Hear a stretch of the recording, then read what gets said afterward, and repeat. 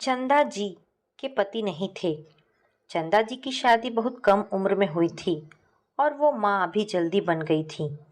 उनको एक बेटा था जो कि पत्नी बच्चों के साथ अमेरिका में रहता था। वैसे चंदा जी मथुरा में रहती थी और शादी के बाद से लेकर घर में बहू के आ जाने तक वो वहीं रही।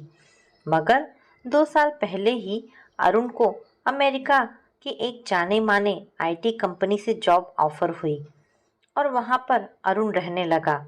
अरुण ने माँ चंदा जी से भी साथ चलने की जिद की मगर वो नहीं मानी।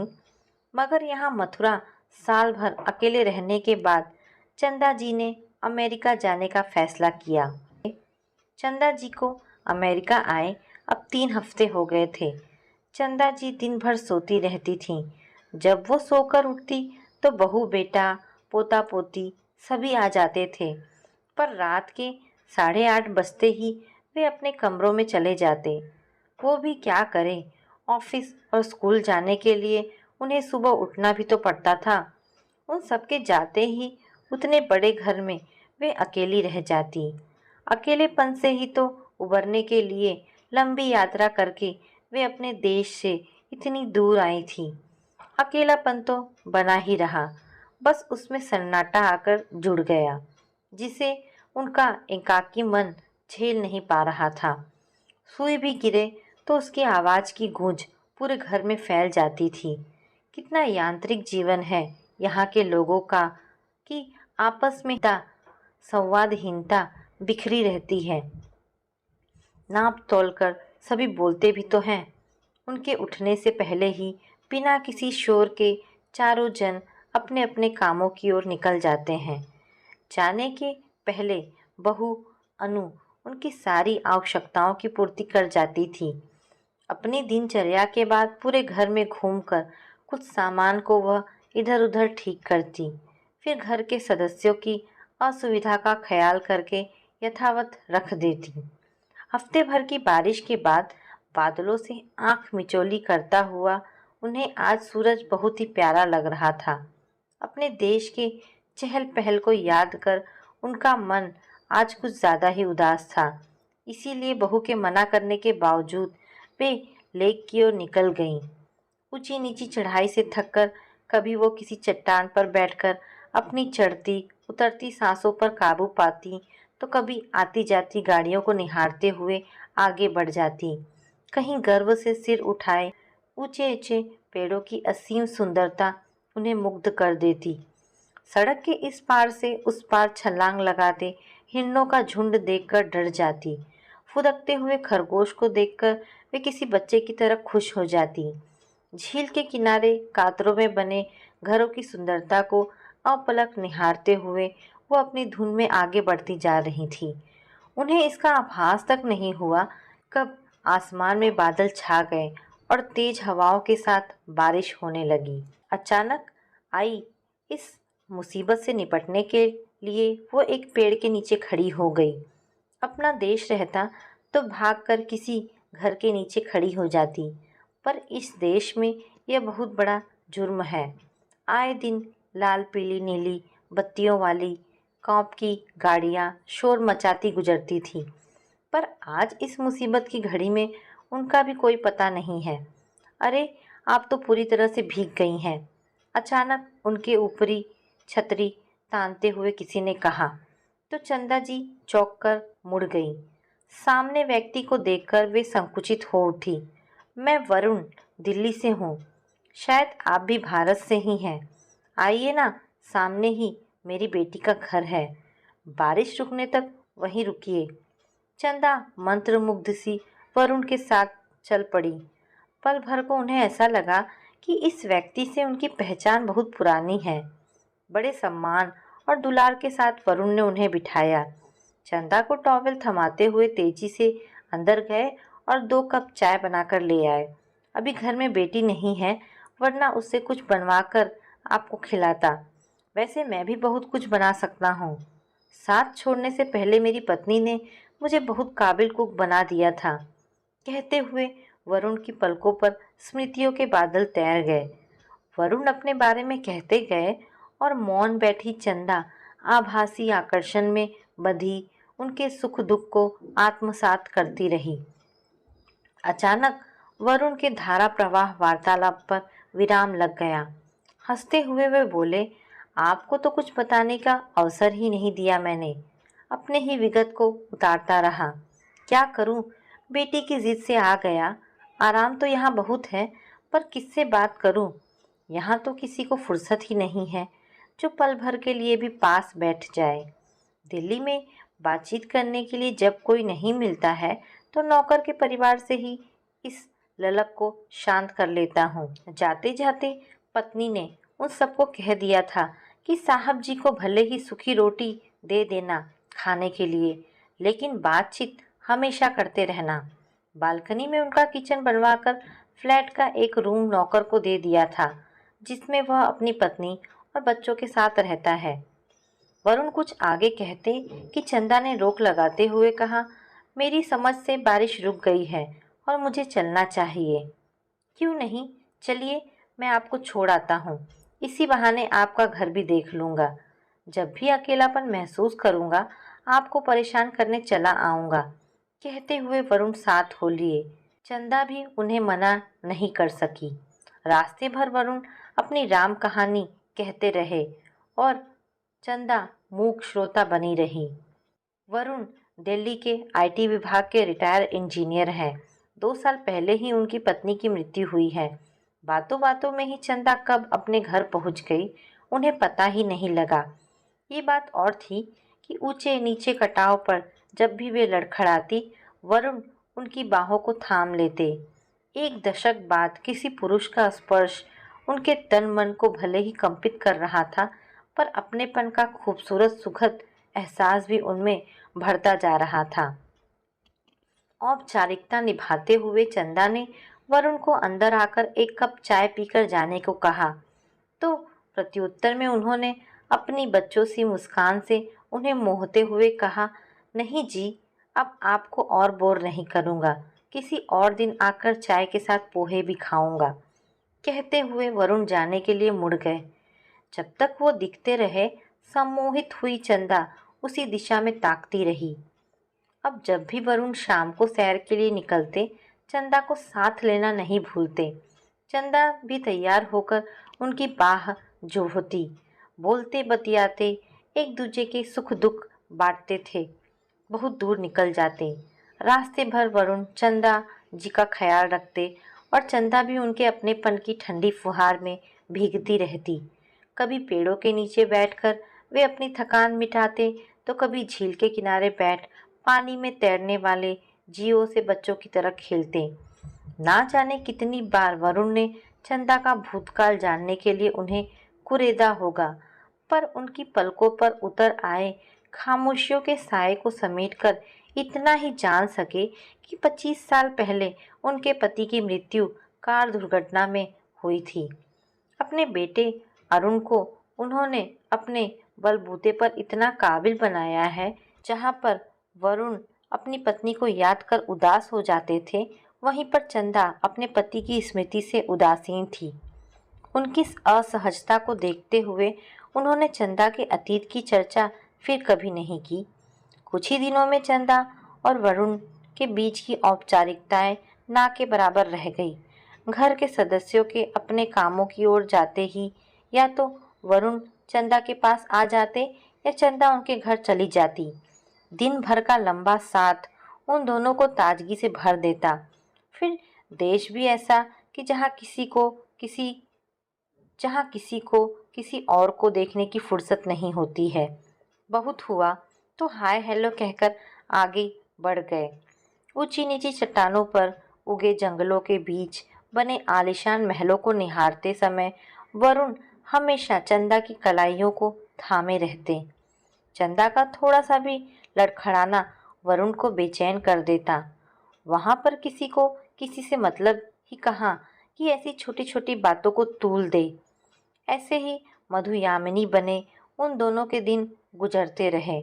बारिश और धूप की आंख मिचौली वरुण और चंदा के बीच की दूरियां समाप्त करती रही। एक दूसरे में वे ऐसे खोए कि विगत की सारी खट्टी मीठी यादें विस्मृत हो गई थी। स्वयं के परिवर्तित रूप पर दोनों आश्चर्यचकित थे। 5 दिनों के साथ के बाद वीकेंड में जब दोनों के परिवार घर में रहते थे, तो इस उम्र में भी वे एक दूजे के सानिध्य के लिए तड़प उठते थे। उन 2 दिनों में चंदा घर में जो भी डिश बनाती, वरुण के लिए रखना नहीं भूलती। हमेशा अकेलेपन का रोना रोने वाली उदासी की प्रतिमूर्ति बनी माँ के चेहरे पर छाई खुशियों की लालिमा उनके बेटे और बहू से छुपी नहीं रही। माँ को खुश देखकर अरुण की प्रसन्नता का कोई और छोर नहीं था। अरुण ने जब से होश संभाला, उसने माँ को हमेशा ही उदास और सहमा हुआ पाया।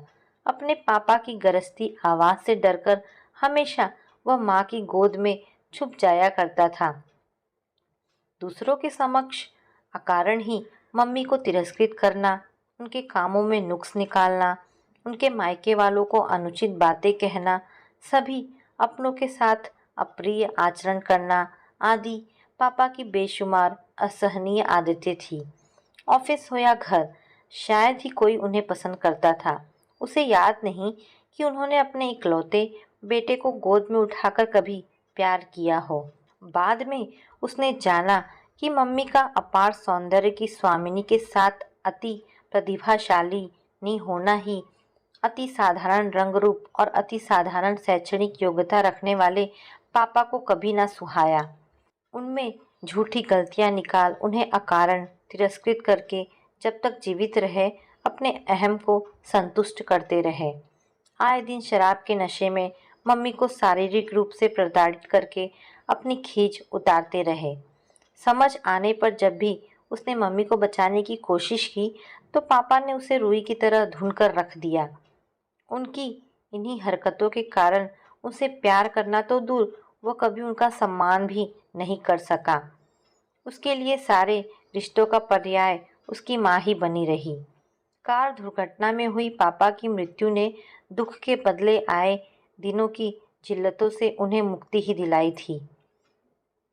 चंदा ने कोचिंग सेंटर क्या ज्वाइन किया, घर में पढ़ने वाले विद्यार्थियों की कतार ही लग गई, जिससे उनकी सारी आर्थिक समस्याओं का समाधान हो गया। आज वो जो कुछ भी है, अपनी मम्मी की अटूट साधना और तपस्या के कारण ही है। जीवन में हर स्त्री को सुयोग्य जीवन साथी की कल्पना होती है। मम्मी को वो कभी नहीं मिला। पूरा जीवन अपनी आशाओं, आकांक्षाओं और कामनाओं के दहकते रेगिस्तान में नंगे पैरों वे दौड़ती रहीं। उसकी राह की सारी बाधाओं को अपनी पलकों से चुनती रहीं। क्या पता वरुण अंकल के साथ ने इस उम्र में वर्षों की उनकी मुराद पूरी कर दी हो। चंदा जी के उच्चारण से वरुण अंकल की जुबान भी तो नहीं थकती। कितने खिल उठते हैं वे माँ को देखकर ही। अपनी माँ के जीवन में खुशियाँ लाने के लिए अलग जाति से आने वाले वरुण अंकल की याचना भी करनी पड़े तो उसे कोई मलाल नहीं होगा। उसे पूरा विश्वास है कि वे माँ को बहुत पसंद करते हैं। वरुण अंकल की बेटी नेहा भी उसकी माँ को मान सम्मान देने के साथ उन्हें कितना चाहती है। उसकी माँ है ही ऐसी कि उनके मोहपाश में सभी बंध जाए। वो नेहा से बात करेगा, यह सोचकर ही वरुण खुशियों से भर उठा। माना कि प्यार के फूल उम्र की शाखों पर नहीं खिलते, पर ऐसा भी तो होता है कि दुनिया की हर रीत, हर रस्म से बहुत दूर खिलता है प्यार का कोई फूल और महक उठती है पूरी धरती। दुनिया के किसी भी कोने में, उम्र के किसी भी मोड़ पर प्यार आकर थाम लेता है कलाई और टूट जाती है सारी रवायतें। वरुण के बिना चंदा जीने की कल्पना से कांप उठी। अपार सौंदर्य और प्रतिभाशालिनी चंदा को बेटे के साथ ही अपनाने के लिए कितनों ने हाथ बढ़ाया था, कितनों ने प्रणय याचना की थी, पर कठोर बनी चंदा सारे प्रस्तावों को ठुकराती रही। वही चंदा आज वरुण की प्रिया बनने को आतुर थी। उम्र के इस पड़ाव पर वरुण के प्रति इतना प्रेम, समय और समाज के आईने में निंदा का ही विषय होगा। इस सच्चाई से चंदा अनजान नहीं थी। वे किसे बताएं कि अब तक के जीवन में प्यार उनके लिए मृग तृष्णा ही बना रहा। सपनों से भरे दिन और चाह से भरी रातों की बात उनकी जुबान पर आना भी कितनी लज्जाजनक बात होगी। दिल्ली में वरुण से इसी तरह क्या वो मिल सकेंगी? पता नहीं किन किन रुसवाइयों का सामना करना पड़ेगा। उधर नेहा भी अपने पापा में आए बदलाव को महसूस कर रही थी। मम्मी की यादों में खोकर रह जाने वाले पापा को कौन सी जादुई छड़ी मिल गई थी, जिसके स्पर्श से वे इतने तरोताज़ा हो गए हैं कि अपनी उम्र को पीछे की दहलीजों पर भगाए जा रहे हैं। कहीं यह आंटी की संगति का असर तो नहीं है? सुंदरता और सौम्यता के साथ कितनी प्रतिभाशालिनी है वे। किसी भी टॉपिक पर ऐसे व्याख्यान देंगी कि उनसे मन बंद कर रह जाता है। पापा के साथ हम सभी को देखकर कमल की तरह ही वे खिल जाती हैं। उनके यहाँ जाने पर डिनर करके ही आने देती हैं। हाँ, ना कि उनकी ममता में मम्मी का दुलार उभर आता है। पापा तो उन्हें देखते ही खुशी के मारे चहकने लगते हैं। अब तो वो आंटी के साथ जाकर ग्रॉसरी वगैरह ही नहीं बल्कि सब्जी फल भी खरीद लाते हैं। लाइब्रेरी जाकर अपनी पसंद की किताबें ले आते हैं। आंटी को माँ बना लेने की बात में मजाक में ही उसके पति का कहना उसे सुख की अनुभूतियों से भर गया था। काश ऐसा हो सकता, पर उनका बेटा क्यों मारने लगा? जाति से कहाँ वे और हम कहाँ? सोचकर नेहा का मन छोटा हो गया। फिर भी वे अरुण से बात करेगी। देखो वो कहता क्या है। जितनी बेबाकी से वे यहाँ पर चंदा से मिलते हैं, क्या दिल्ली में मिल सकेंगे? वहाँ का समाज इसे सहन कर सकेगा? उन पर तो हंसेगा ही, लेकिन उनके चरित्र पर भी उंगलियां उठाने से पीछे नहीं हटेगा। उनकी चंदा को कोई चरित्रहीन कहे, उनकी आत्मा सहन कर पाएगी? कदापि नहीं। जब वो मॉल, रेस्टोरेंट, स्टोर्स या सड़कों पर चहलकदमी करते हैं तो सभी उन्हें परफेक्ट कपल ही सोचते हैं। कौन देखता है इस देश में? अगर उन दोनों के बीच की दूरियां मिट भी जाती है तो वो तो ग्रीन कार्ड होल्डर हैं। अगर चंदा रजामंद हो तो उन्हें ब्याह कर इसी देश में बस जाए। इसी बीच चंदा और वरुण का परिवार घूमने के लिए गए। फूलों के इस खूबसूरती नगरी में चंदा और वरुण को पीछे छोड़कर सभी आगे बढ़ गए। अचानक ही नेहा और अरुण को अपने पापा और मम्मी की खुशियों के राज का पता चल गया। उसी क्षण उन दोनों ने उन्हें एक करके उनकी खुशियों को बनाए रखने का निर्णय ले लिया। घर के सभी सदस्यों की खुशियां और उत्साह का कारण चाहकर भी चंदा नहीं जान पाई। बड़े प्रेम और आग्रह से बहू ने अपनी सुंदर सी साड़ी चंदा को पहनाई। चंदा के लिए चंद तारों को, चांदी के लिए चंद तारों को लिए लंबे बालों का जूड़ा बनाकर चंदा के माथे पर छोटी लाल बिंदिया क्या लगाई। उनकी रूप राशि पर मोहित होकर वह स्वयं ही लिपट गई। माँ के नए रूप को अरुण भी देखता ही रह गया। कुछ दिनों के लिए बाहर जाने की बात कहकर बहू ने सास का सामान भी पैक कर दिया था। हमेशा की तरह अरुण और नेहा का परिवार अपनी गाड़ियों से निकल पड़े। आज उनकी गाड़ियां सिटी हॉल के सामने रुकी, जहां आने की अनुमति उन्होंने ले रखी थी। दोनों ने वरुण जी और चंदा जी को ले जाकर जज के सामने खड़ा कर दिया। जज ने बाइबल को साक्षी रखते हुए पेपर पर उन दोनों के साथ गवाह बने नेहा और अरुण के हस्ताक्षर लिए। जज की बधाई देने के बाद चंदा अवगत होकर आश्चर्यचकित ही थी कि नेहा और अरुण मम्मी पापा कहते हुए उन दोनों से लिपट गए। बाकी की रस्में मंदिर में जाकर संपन्न हुई। नव परिणीता चंदा के चेहरे पर से वरुण की नजरें ही नहीं हट रही थी। नेहा पिता के साथ मिलकर महीने भर से तैयारियां कर रही थी। लज्जा से कहीं माँ शादी के लिए मना ना कर दे, इसीलिए बेटे और बहू ने शादी की बात उसे छिपा रखी थी। माँ के छलकते रूप और खुशी पर अरुण बलिहार था, तो उधर नेहा भी अपने पापा की खुशियों को समेट नहीं पा रही थी। अरुण की जुबान वरुण जी को पापा कहते थक नहीं रही थी, तो नेहा किसी बच्ची की तरह चंदा से लिपटी जा रही थी। पोते पोती भी ग्रैंड मॉम और ग्रैंडपा को देखकर खिलक रहे थे। तो दोस्तों, ये कहानी यहाँ पर समाप्त होती है। आशा करती हूँ आपको ये कहानी ज़रूर पसंद आई होगी। अगर आपको कहानी पसंद आई है तो प्लीज़ इसे लाइक एंड शेयर करें। धन्यवाद दोस्तों।